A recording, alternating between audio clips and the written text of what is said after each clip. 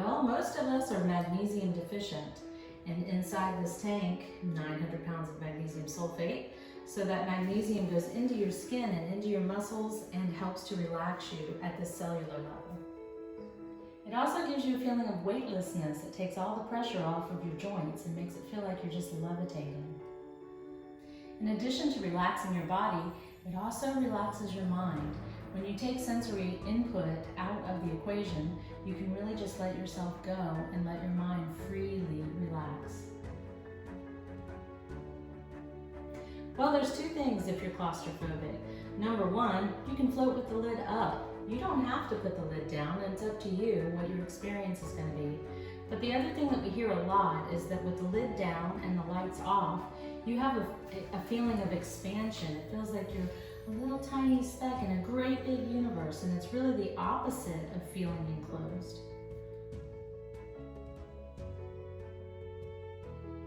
So how long you float is really up to you, but what we suggest is that for your very first time, you float for a half an hour. Then you'll know how you respond to the water and how well your body can relax.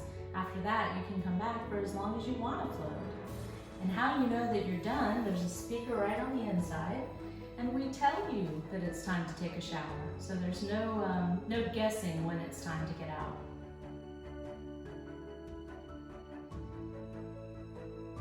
We would like you to bring your phone with anything you want to listen to loaded on it. We plug it directly into the pod, and the speaker's below the water line, so you not only hear what you're listening to, but you feel the vibrations of whatever it is. If you bring something, you always have the option to turn it off and have silence, but if you don't bring anything, silence is your only option. You just bring yourself after that. When you're in the pod, you are naked. And the reason why is because the water is kind of thick and viscous, and you feel every movement that you make. It's kind of like ribbons of water hugging you every time you move. We also have earplugs, so if you don't want to get any of the Epsom salt water in your ears, we have earplugs available for your use, and a little chart here telling you how to use them. We also have a case for your contacts if you forget and bring your contacts with you, along with solution. And here are some things we provide that you may not think about. Epsom salt is not like seawater. If you get Epsom salt in your eyes, nose, or mouth, it stings a lot and it's very bitter. So if you happen to get Epsom salt in your eyes, we have clean, clear water that we put inside the tank, and all you do is rinse your face. And then we give you a towel to dry with, right here on the inside. Epsom salt is also a very strong laxative, so you don't want to get it in your mouth. It tastes horrible, it's very bitter tasting, or your nose, so you want to rinse if that happens. One of the reasons why we suggest a half-hour float for your first time is because your brain's not really sure that your head's not going to sink. So you have to convince your brain that it's okay to let go. So we can provide you with a little half noodle. It doesn't give you a lot of flotation, but it does let your brain relax enough to let your head go. Here at Terramar, we have a mandatory 30 minutes between each float, and that is to sanitize the water. The volume of the water in the float tank is turned over 10 times every 30 minutes to make sure that the water is clean for the next user. We use peroxide, ozone, and we also use a UV light to sanitize the water all of the time.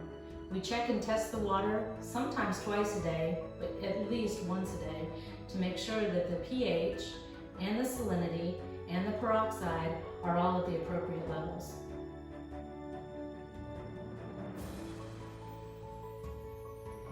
So because our sauna is a full spectrum sauna, what that means is the waves that are the closest, which are called near infrared waves, only penetrate into the skin. So they help the skin to respond to any kind of stimuli, it helps to heal the skin, it helps the skin to be able to respond to what environment brings. The next wavelength is called mid-infrared. It penetrates into the muscles, the tendons, and the ligaments to help them heal. So if you've had any stress or trauma, or you're trying to rebound from exercising maybe too vigorously, then it helps with that. And then the third wave is called the far infrared. It penetrates the deepest into the body. It penetrates all the way into your organs and all of the surrounding tissue and interstitial water that's around your organs. to help your organs and body to be as supported as it can be.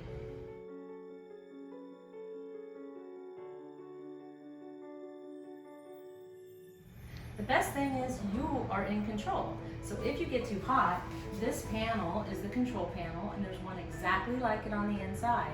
So you can control the temperature in your environment when you're in the cabin. That means that the heating element and the infrared element are two separate things. You can get all the benefits of the infrared full spectrum rays without having the heat. So it can be as cool as it is right now, and you still get all the benefit.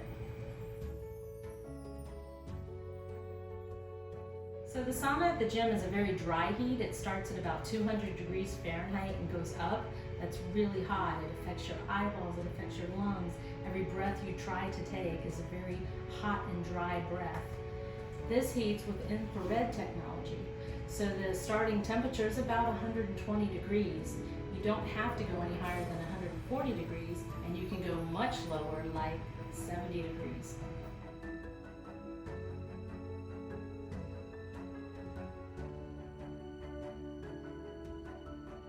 This summer, we've had a very rainy, wet, cool summer so far. And coming to the sauna is like walking into the sunshine.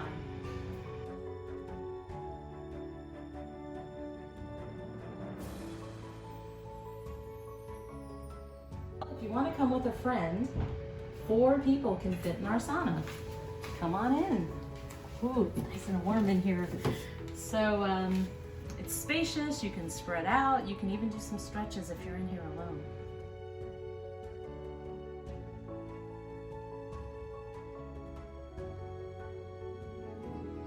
If you've never been in a sauna before, we suggest you start with 15 minutes and see how well you do. But if you're a veteran sauna goer, you can stay up to 40 minutes.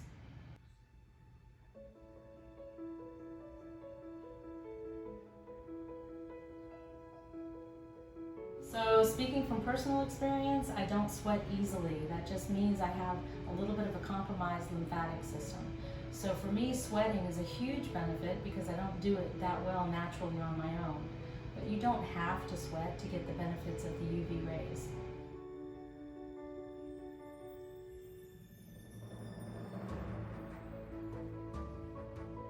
Well, the main thing it does is it puts oxygen in your body. Most of us breathe very shallowly, myself included, and we don't really get the oxygen that our body needs to work to its optimum level. So inside the tank, you are breathing a much richer blend of oxygen.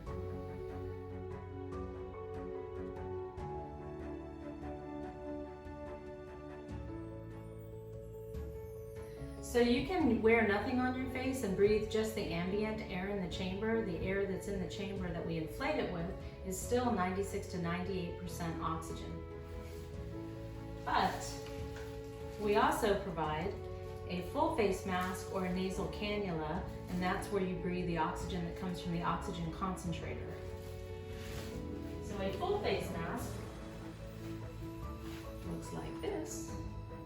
And you just put it on your face and you breathe. And if you prefer, and you can breathe through your nose well, we have a nasal cannula for those that are a little bit claustrophobic and the little things go up your nose and then you just breathe through your nose instead.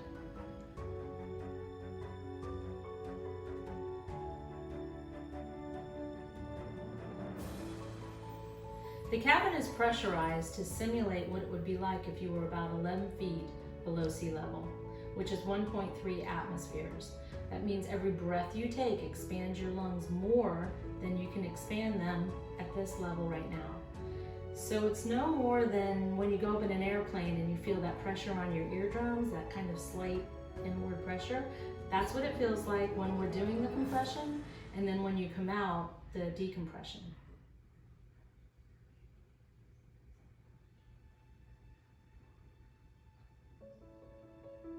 It can be uncomfortable, but there are a few things we can do to make it better. One is we can slow down the rate that the air is entering the cabin, and you're going to tell us how you're feeling because we're going to talk to you through this little window. But if it is uncomfortable, things that you can do is to sit up, look up, open and close your mouth like you're chewing gum. You can swallow and you can yawn.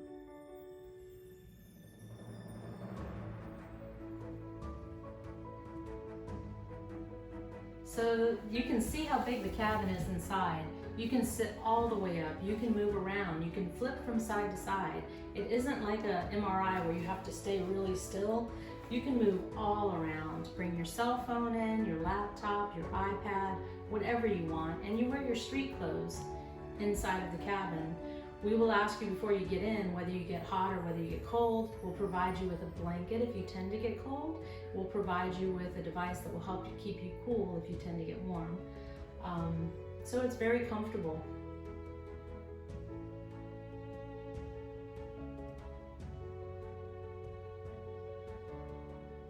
So we ask that you bring your cell phone or other device in there with you, and we are going to be contacting you constantly through our phone.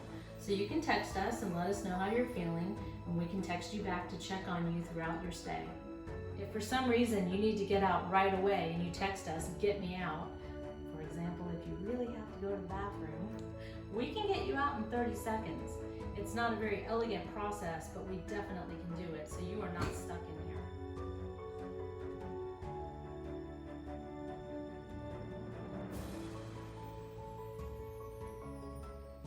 So there's a mandatory 15 minutes that we add before and after what we call your bottom time, which is the time that we actually time you being in there.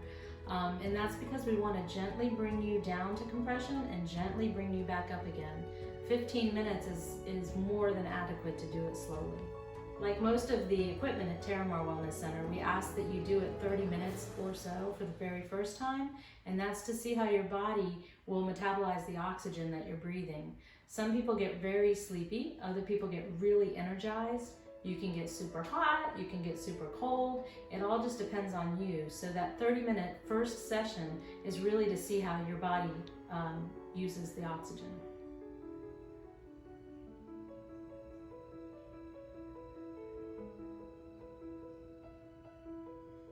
So this chamber is for general health and well-being. The one thing we can promise you is it will put oxygen in your body, and all human bodies love oxygen.